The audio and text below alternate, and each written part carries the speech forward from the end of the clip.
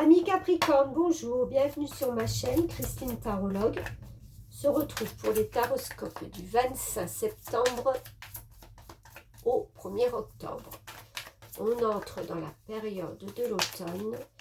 J'ai fait des tirages pour tous les signes et les vôtres sortiront cette semaine, des tirages automnales, donc qui vont de septembre jusqu'à décembre. Alors, la lune, Capricorne, la lune. Quelles sont vos craintes, vos peurs, vos doutes? Vous avez tout ça. De quoi vous avez peur? En fin de compte,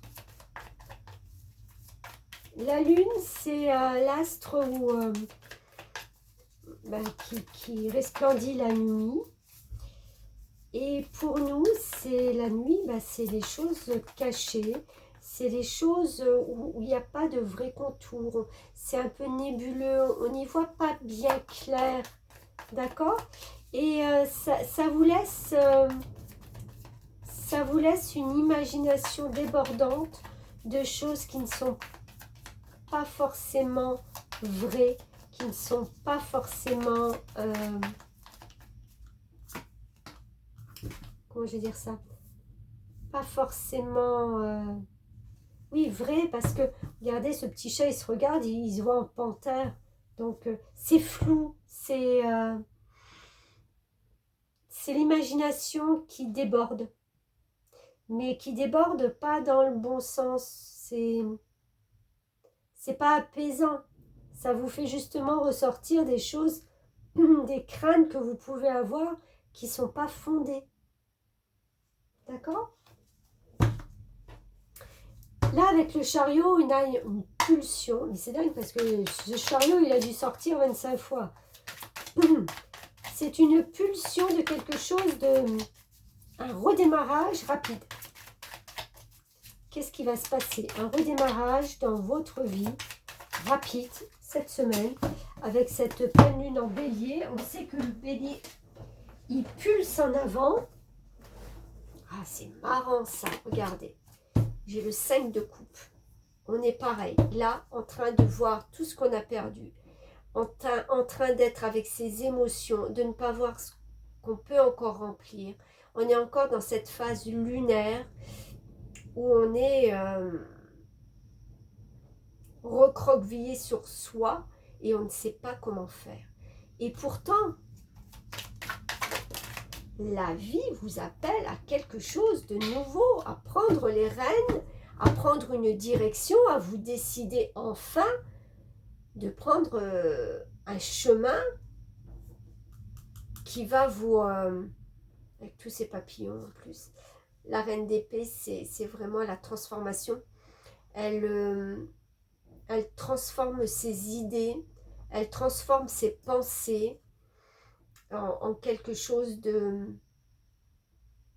régénérant, comment je vais dire ça, c'est comme quand vous avez des nouvelles idées pour transformer les choses, vous voyez, de ne pas rester dans cette léthargie de choses compliquées.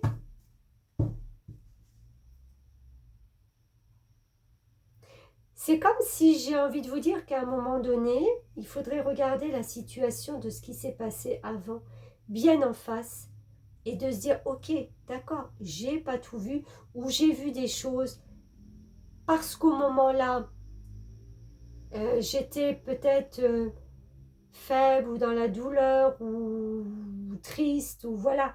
Donc, je les ai ressentis d'une façon émotionnelle très forte, et que maintenant, avec tout ce recul, il faut sortir de ces émotions, de ces choses lourdes, et voir les situations qui vous ont peut-être bloqué différemment. De les reprendre, j'ai presque envie de dire une par une, et de vous dire, maintenant, qu'est-ce que ça me fait? Ou maintenant, comment je les vois? Sûr que vous allez les voir différemment. On retrouve la puissance. Le 8, c'est l'argent, le matériel, Vous êtes quelqu'un quand même qui est puissante, qui...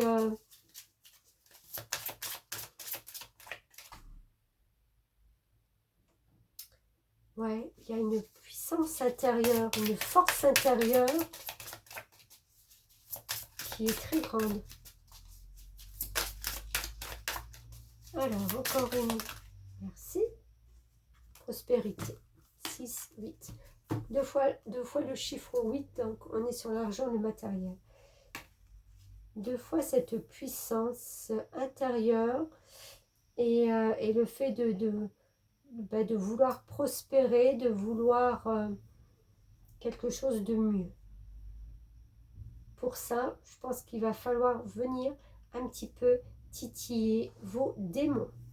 Voilà, belle semaine à vous. Merci, à bientôt.